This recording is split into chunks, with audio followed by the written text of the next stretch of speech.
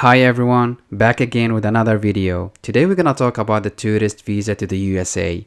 I'm gonna talk about the process. I'm gonna try to simplify that as much as possible. First and foremost, you need to determine what kind of visa do you want. If you're traveling for vacation, for tourism, to visit friends or family members, or for a medical treatment, or maybe a mix of both, you have to apply for B2 visa. Or if you're going to attend a conference or a business meeting in the States or trying to import and export to the States. So that's going to be a business visa, which is B1. So the best thing you can do to create a plan, that's going to be awesome. That's going to add a lot of points and that's going to give you a boost in front of the immigration officer. The guy who's going to have an interview with, that's going to improve your chances. Let me give you an example. If you're traveling to New York, you can just make a reservation online. Some website does not require any payment.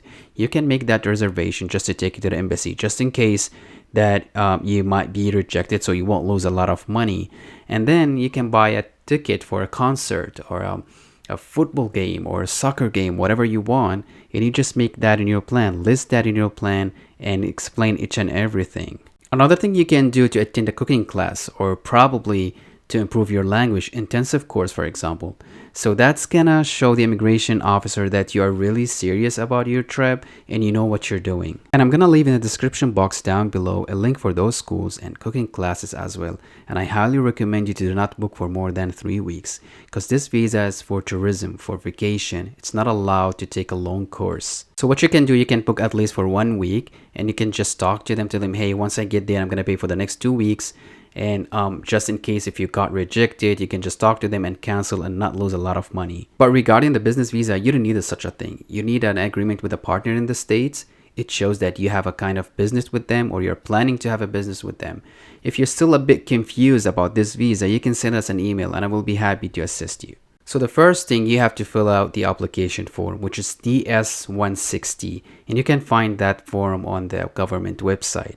So you have to visit the American Embassy website in your home country or where you reside and just look it up. It's pretty simple and it's straightforward. Second, you need photos like any embassy. Just follow the requirements on the government's website. And number 3, if you are receiving any invitation or anything from a friend or a relative in the States, ask them to state the following: their full name, their address, their status in the States, if they were green card holders or American citizens, and they have to mention that they have a room for you, like, hey, we're gonna host this guy or this girl and they're gonna stay for some time here. We're gonna take care of each and everything. That's gonna support you a lot. But if you don't have anyone there, still not a problem, because having an invitation is not essential and you can do it around by booking in hotels and like a place to stay during your trip. Coming to number 4, which is the bank statement. In my own opinion, it is important to have a bank statement and it's not in the same time. This is according to my experience. American Embassy, they have totally different process. They do ask you for all those documents, but at the same time, they really rely on their intuition. If they notice that you are answering their questions genuinely and you are being straightforward, that's gonna be enough.